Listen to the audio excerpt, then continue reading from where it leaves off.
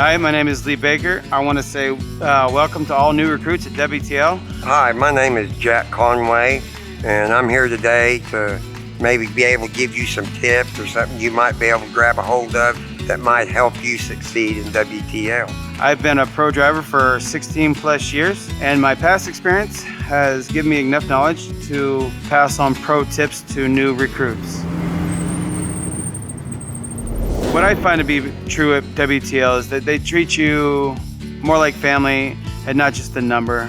They're not only concerned about the productivity you give them, they're also concerned about your home life, your family, their well-being, your well-being. They're there to help you for sure. And if you need help or knowledge about something, you can call them up and they guarantee to give you the knowledge or the help you need to get your task at hand done for sure. And that there in itself made me feel real comfortable about what I had going on at WTL. My first pro tip to give to you today is about your pre-trip inspection. To do it properly and at a high quality. You go through and you check the things that you need to check, your tires, your oil, the things that move, the things that help you motivate down the road. What happens if you don't do that pre-trip and you get down the road and you have a flat tire, then somebody else is coming and, it costs everybody money. If you don't look, you won't see it. My buddy of mine didn't know he was leaking oil. He didn't check. And we got several hundred miles down the road and he lost every bit of his oil in his truck and shut him down on the side of the road. We managed to get him going again, but the oil had splattered all down the side of his motor and the oil heated up. And instead of cleaning the oil up like he should have, the truck caught fire and wound up destroying the truck. Oh man, here's a prime example. A few weeks ago, when I got to the truck stop, I did a post-trip inspection on my truck, and you know what? The next morning I had a flat tire. And see, I did that post-trip, but if I would not have did that pre-trip in the morning, I'd have went down the road and ruined that tire. That happened to me. I didn't ruin the tire, but I caught it because I did a pre-trip too. Don't make an excuse for not inspecting your truck, because that's very easy to do. We are human, and we always try to find the shortcut. I've heard people say, well, my truck's brand new. Well, it just come out of the shop. Well, I checked my truck last night. I just had it replaced. Oh, I inspected it. I don't feel like I should have to check those every day. Them new tires. I couldn't believe he said it. I'm pretty sure somebody set the brakes free. And there's that vicious circle. Someone had to come out and fix it or whatever, and there you go again. Make yourself a checklist. Just because it's natural doesn't mean you're not going to forget. So a checklist will help you. A pre-trip checklist, a material checklist. It'll keep your mind fresh of, yes, I have this. Yes, I did this. I have to look at it as what if I don't do this and that? I could be injuring other people's life and maybe killing somebody's mother, dad, son. So therefore, for me, I know that it is best for me daily to do a thorough pre-trip inspection on my truck. That is very, very key to having a safe truck. Driving faulty equipment can end you up on the side of the road, losing money and time.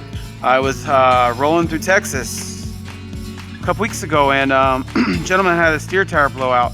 He wound up pulling sideways into another truck, slammed right into him, pushed them both into a ditch. Wherever I'm at, stopping for fuel or just stopping to take a break or whatever it may be, I go around my truck. I take a tire bat and I hit every tire.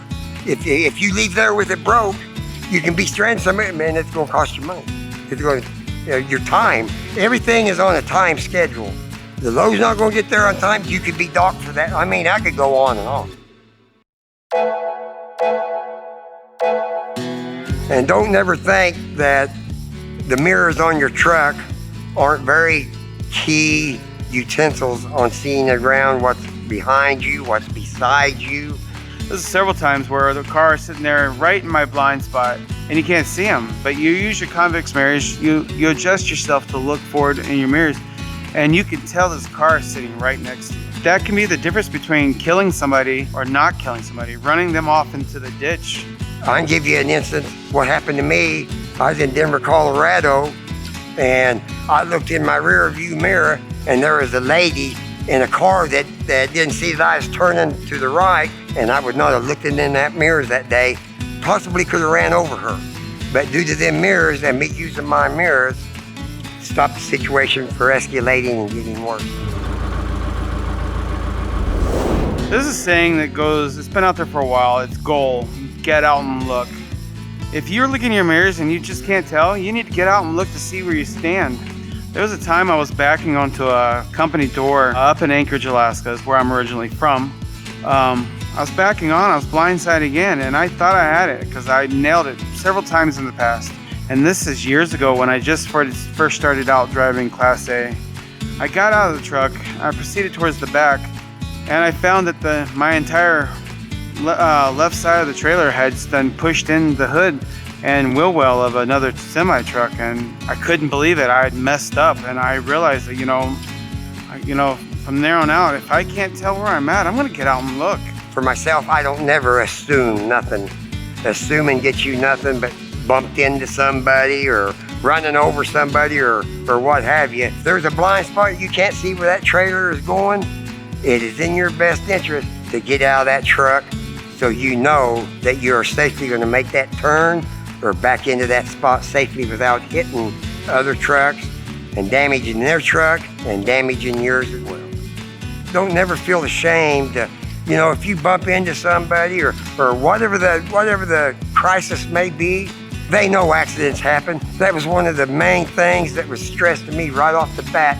Something happens, turn it in. If I ever have an emergency for whatever it may be, say the first person I call is my driver manager. Don't let your home problems stop you from getting that good night's rest, because that good night's rest could be the key point of you making it home the next day or making it to your delivery. If you feel that you're having a hard time staying awake, pull that thing over. Whether you're late, slow or not, it's better to save a life than lose a life. Get decent sleep, whether you have to sit down and write it down or, get out and go for a walk. Walk around your truck, do some exercise, tire yourself out. Whatever you need to do to decompress, because it's the most important thing at the end of the day is to get a good night's sleep. You can't justify a life of somebody else's for you just wanting to make a few bucks by staying awake and crashing anyway. If you didn't sleep the night before, you need to let somebody know. Let your dispatcher know, hey, listen, I couldn't shut down. I tried everything.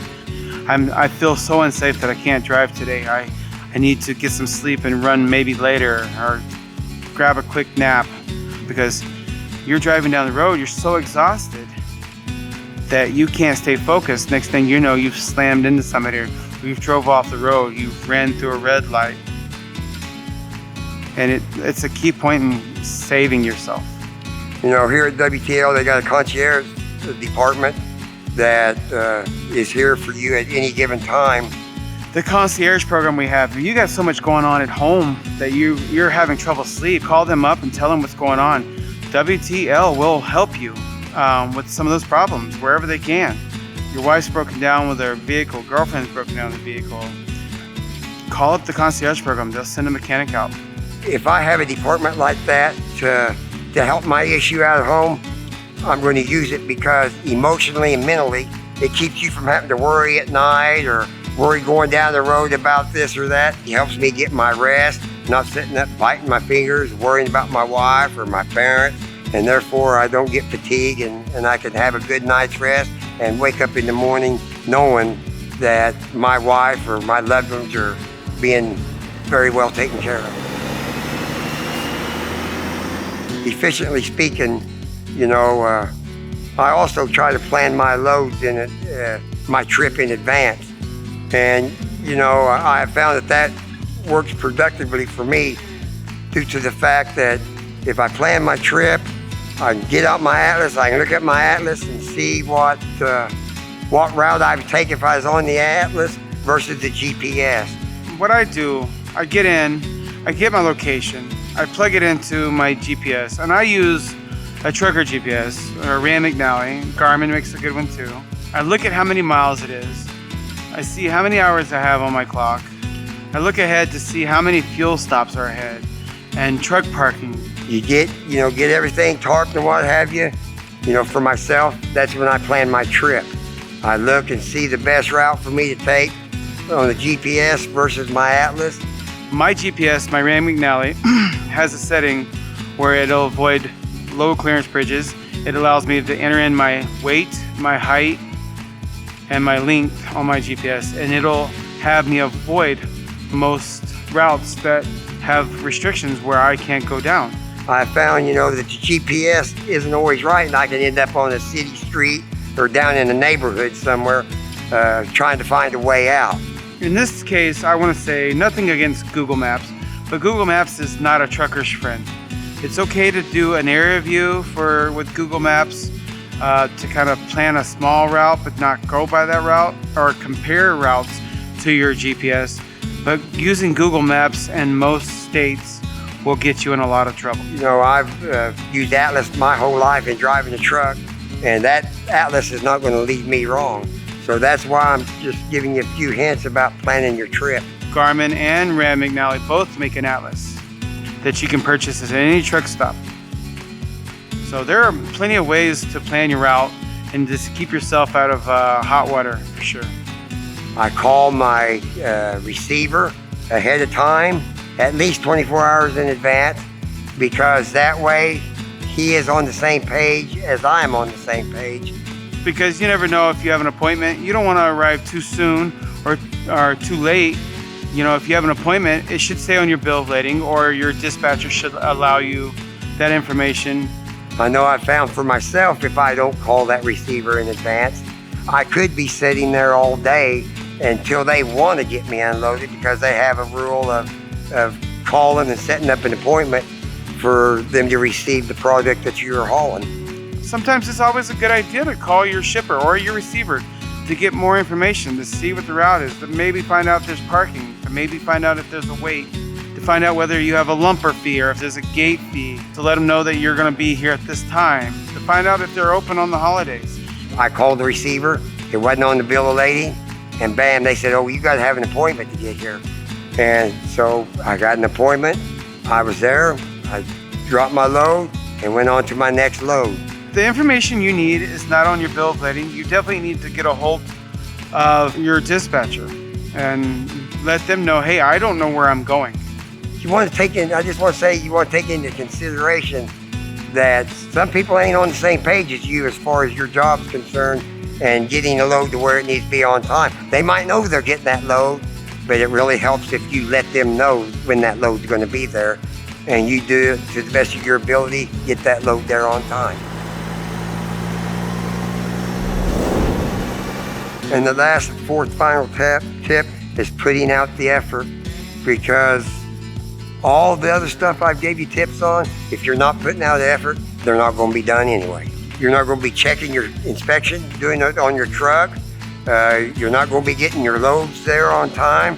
You're dang near going to be late for even getting fuel if you're not putting out the effort. The beginning of the day starts with you doing your pre-trip. At the end of the day, it starts with you doing your post-trip, making sure you're fed, your stomach's full, and your mind is clear so you can sleep. It starts and ends with you. You want to make money? Put in the fourth effort, for sure. Do the job right. Do it to the best of your knowledge and the knowledge that has been passed on to you. When you're getting there on time and what have you, you get a reputation of being there on time, and you get a reputation of, them driver managers get to thinking, man, I can count on this guy. If they need something to get there on time, sometimes it's a load that pays a lot more money, then guess who they're going to pick to take that load? Somebody that they know is responsible and puts out the effort to get that load there. And if you don't put in the fourth effort, your job is going to show it. They say a picture shows 1,000 words. If you're not doing your pre-trips, if you're not securing your loads properly, it's going to show. And this is my final thought for everything I've tried to bring out to you to let you see what WTL is all about. Is I know what they've did for me, and I know what I've did for myself, and I know that if I do what is asked of me, that I can go a long ways with this company. The more information you know as a new driver, a new hire, the better you are. You know, give yourself that knowledge. Ask questions. The only dumb question you ask is the one you don't ask. I can just say, don't let your bad experience roll over into this company here, because I'm sure you've been burnt. Everybody's been burned a time or two. But I know that working for WTL, they're not in the burning business. They're in the productivity business and success business. And you can be a part of that success and productivity of this business. Every day that you live, you gain knowledge. The day that you find that you know everything is the day you become one of the most dangerous people out there. You don't want to be that way. You should learn something new every day. I'm living it. I'm living what they have to offer me, and I have no reason to look back. And I'm grateful for what I have, and they're grateful for me being here.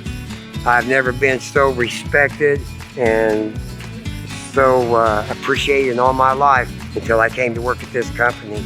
A tip that I would give to stay motivated is to keep your eye on the prize. Me, I know that I'm out here fighting for my children, to provide them with a better home, to provide them with a better life, the schooling they need. You lose your eye on the prize, and it's hard to get back to that.